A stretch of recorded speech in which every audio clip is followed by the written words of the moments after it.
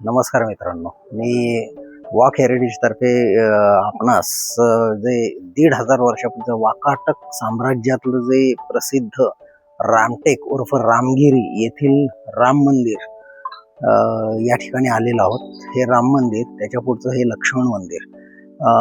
या ठिकाणी प्राचीन काळी वाकाटक राजा पृथ्वीसेन याचं साम्राज्य होतं. या पृथ्वीसेनाने या ठिकाणी त्याची वाकाटक नगरी जी वसवली, त्याचं या दुर्गाचं नाव रामगिरी असं ठेवलं. तर या रामगिरी पर्वत हा प्राचीन काळापासून म्हणजे रामायण काळापासून अस्तित्वात असल्याचा उल्लेख रामायणात आढळतो. त्याचबरोबर याच ठिकाणी रामायण काळामध्ये राम आणि लक्ष्मण अगस्ती ऋषींच्या आश्रमात, या ठिकाणी पूर्वी अगस्ती ऋषींचा आश्रम होता, या आश्रमात राम आणि लक्ष्मण आलेले असताना रामाने इथल्या असुरांचा नाश करण्यासाठी जी शपथ घेतली ती याच ठिकाणी घेतली. त्याच्यामुळं रामाने घेतलेली शपथ म्हणजे रामटेक असा या रामगिरी दुर्गाचा उल्लेख तेव्हापासून अस्तित्वात असल्याचा आढळतो. म्हणून तेव्हापासून या नगरीचं नाव रामटेक असं पडलं. हे पूर्वी अगस्त्य ऋषींचा आश्रम असल्यामुळे हे तपोवन म्हणून सुद्धा प्रसिद्धीस या ठिकाणाहून आलं. तर असं हे रामटेक, या ठिकाणी कालिदासाने सुद्धा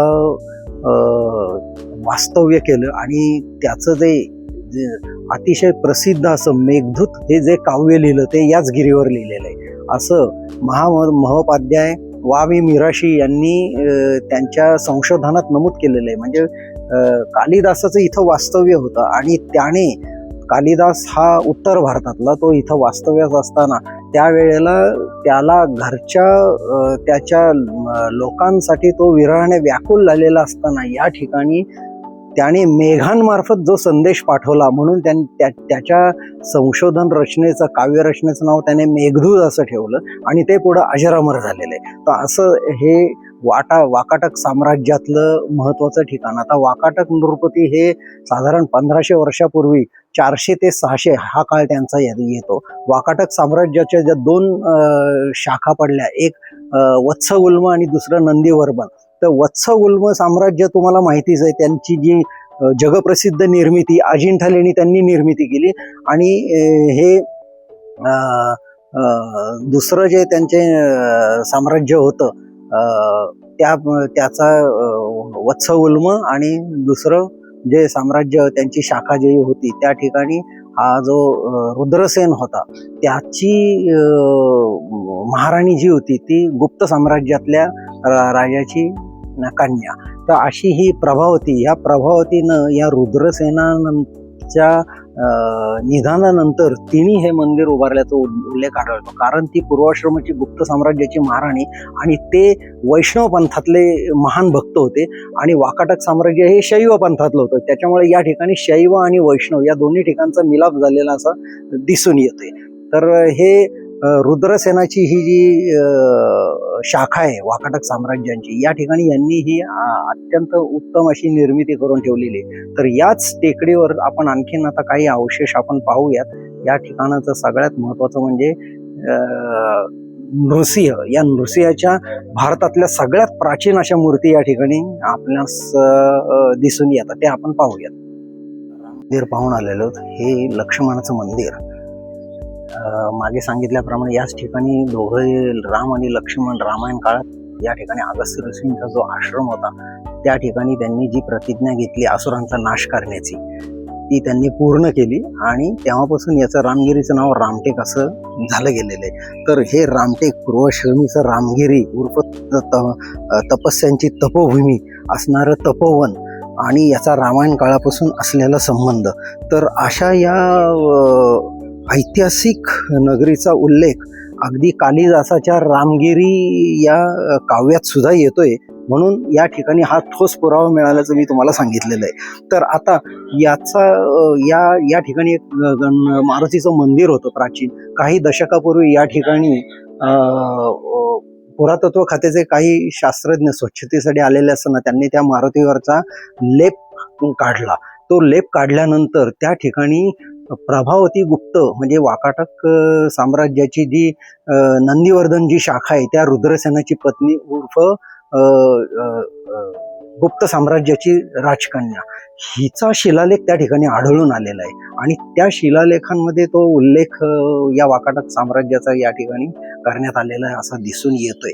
तर त्या मूर्तीच्या लेपानंतर हा शिलालेख सापडला आणि त्याच्याच ठिकाणी त्या जवळजवळ त्या नरसिंह केवलची प्रचंड अशी मूर्ती त्या ठिकाणी सापडून आलेली आहे. त्या ठिकाणी आपण आता जाऊयात. तर असं हे रामगिरी अनेक संस्थानिकांच्या अखत्यारीत येऊन गेल्याचा उल्लेख आढळतो. उदाहरणार्थ हे भोसला घराणं, रघुजी भोसले, त्याचबरोबर यादव या साम्राज्याशी सुद्धा या ठिकाणाचा संबंध येतो. महानुभाव पंथांचे चक्रधर स्वामी यांचाही या ठिकाणी काही महिने वास्तव्य असल्याचं त्यांच्या महानुभाव पंथाच्या लिखाणात उल्लेख असलेला आढळून येतोय. मित्रांनो, या ठिकाणी मी तुम्हाला उल्लेख केला आहे अगस्ती ऋषींचा आश्रम होता.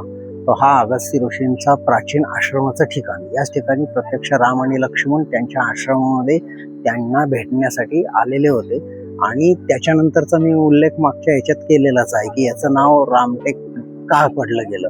हे रामाचं प्राचीन देवस्थान, राम आणि लक्ष्मणाच्या आतल्या मूर्ती, हे अगस्ती ऋषींचा आश्रम याच्याच ठिकाणी महानुभाव पंथांचा सुद्धा, चक्रधर स्वामींचा सुद्धा या ठिकाणी आश्रम असल्याचा उल्लेख आहे. पुढं त्यांचाही या ठिकाणी वास्तव्य होतं. तर आता आपण केवल नरसिंहाचं मंदिर पाहण्यासाठी जाऊया.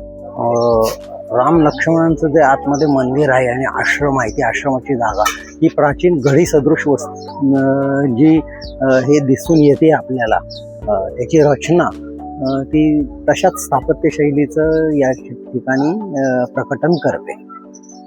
मित्रांनो, वाकाटक साम्राज्याच्या जे निर्माण या ठिकाणी पुनर्निर्माण केलं गेलं तो हा रामगिरी, या रामगिरी गडकोट, त्याच्याबरोबर हा सगळा भोवतालचा परिसर, हा तलाव, त्याच्यानंतर त्या ठिकाणी खाली दिसून येणारं वराह मंदिर समोरचं, या ठिकाणी हा सगळा परिसर दृष्टिक्षेपात येतोय आणि हे या परिसरातलं सर्वोच्च ठिकाण असल्यामुळं या ठिकाणी कालिदास जो वास्तव्यात होता त्याच्यामुळं त्याला ते अमर काव्य असं सुचलं गेलंय.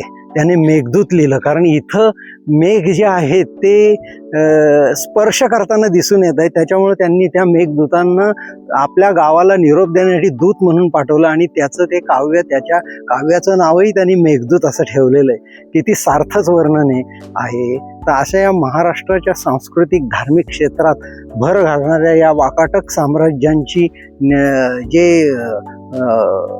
नंदीवर्धन शाखेची जी महाराणी प्रभावती गुप्त, याची ही निर्मिती खरोखरच अलौकिक आहे आणि खूपच छान आहे.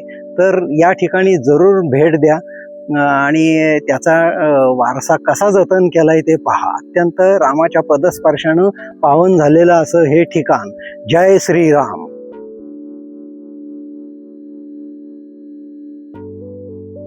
मित्रांनो, या वाकाटक साम्राज्याच्या काळात ज्या मंदिरांची प्रभावती गुप्तांनी जी निर्मिती केली त्याच्यापैकीच हे त्रिविक्रम मंदिर उर्फ वराह मंदिर. या ठिकाणी आता त्रिविक्रम मंदिर अस्तित्वात नाहीये, पण वराह मंदिरातला जो वराह शिल्प जे आहे अतिशय भव्य असं ते या ठिकाणी असं दिसून येतंय. ते त्याची शिल्पकाम किंवा शिल्पकला ही अतिशय सुंदर असल्याचं नजरेस पडते. त्याची भव्यता, त्याचा तो भगवान विष्णूकडं तोंड वर करण्याचा रोख, किती सुंदर असं शिल्प, भव्य असा वराह त्या अवतारात या ठिकाणी दिसून येतोय.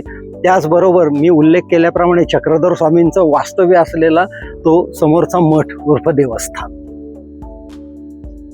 अतिशय सुंदर असं पूर्ण दगडी असलेला हा अखंड दगडात कोरलेला दिसतोय हा वराह शिल्प.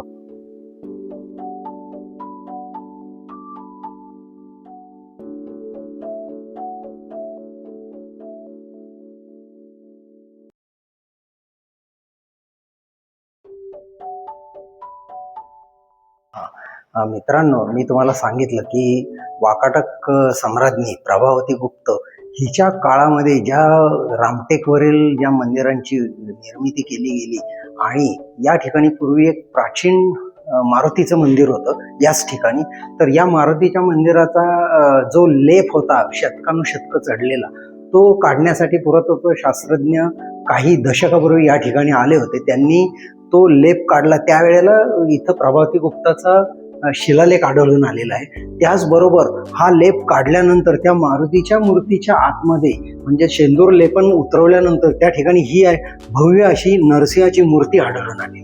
खूप सुंदर हातात चक्र असलेली मूर्ती या ठिकाणी दिसून येते. ही मूर्ती केवल कृष्ण म्हणून सौम्य अवतारातली आहे. आणि या वाकाटक साम्राज्याच्या काळामध्ये जे नरसिंह उपासना वाढवण्याचं जे क्रेडिट किंवा श्रेय हे वाकाटक साम्राज्यांना जातं. त्यांच्या काळापासूनच या ठिकाणी नरसिंह उपासनेचं प्रस्थाव हे वाढत गेलेलं आहे. तर असा हा केवल नरसिंह, याच्याच बरोबर याच परिसरात रुद्र नरसिंह सुद्धा होता. असे हे 2 नरसिंह या ठिकाणी आढळून येतात प्राचीन काळापासून. आणि हे साधारण यांचा काळ, वाकाटक साम्राज्यांचा काळ साधारण 400 ते 750 वर्षापर्यंत. तर साधारण 1500 वर्षापूर्वीचं भारतातील सगळ्यात प्राचीन नरसिंह हे केवल नरसिंह आणि रुद्र नरसिंह असे हे 2 प्राचीन नरसिंहांचं असलेलं ठिकाण म्हणजे हे रामगिरी होय. तर असं हे कला, संस्कृती आणि धार्मिक महत्वाचं असं हे प्रसिद्ध पावलेलं स्थान रामगिरी. तर अशी ही अद्वैत याची मूर्ती पाहण्यासाठी, नरसिंहाची मूर्ती पाहण्यासाठी पर्यटक या ठिकाणी गर्दी करतात. आणि आपलं वाकाटक साम्राज्यांचं जे समृद्धीचा काळ किती भारताचा सुवर्णयुग समजलं जातं ते खरोखरच या ठिकाणी आल्यानंतर पटतं आपल्याला. धन्यवाद.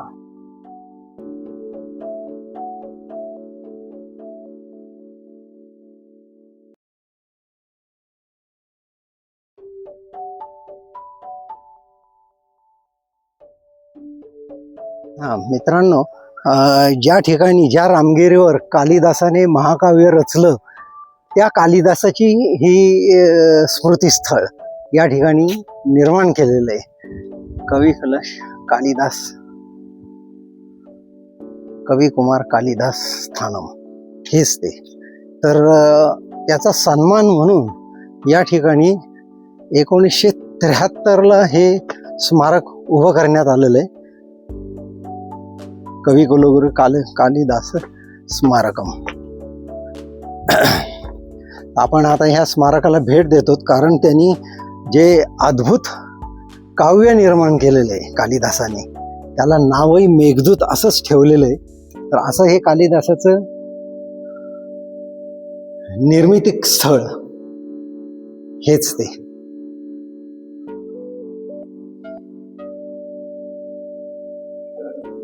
त्यांनी जे महाकाव्य हे रचलं ते तो घरापासून लांब असताना विरहात व्याकुळ झाल्यानंतर रचलं गेलेलं आहे. आणि त्याची व्याकुळता त्यांनी त्या शब्दबद्ध करून ती मेघांना ऐकवली. म्हणजे इथून मेघ ज्या वेळेला परत जातील उत्तरेकडे त्यावेळेला त्याचा संदेश घेऊन जातील म्हणून त्यांनी त्या रचनेला मेघदूत हे नाव दिलं. किती सार्थ नाव दिलं गेलेलं आहे. आणि त्याच कालिदासाचं वास्तव्य असलेलं हे रामगिरी उर्फ रामटेक प्रभू रामचंद्रांच्या वास्तव्याने पुढीत झालेलं. तर अशा या स्मारकाच्या ठिकाणी आपण उभ्या आहोत. खूपच सुंदर. धन्यवाद.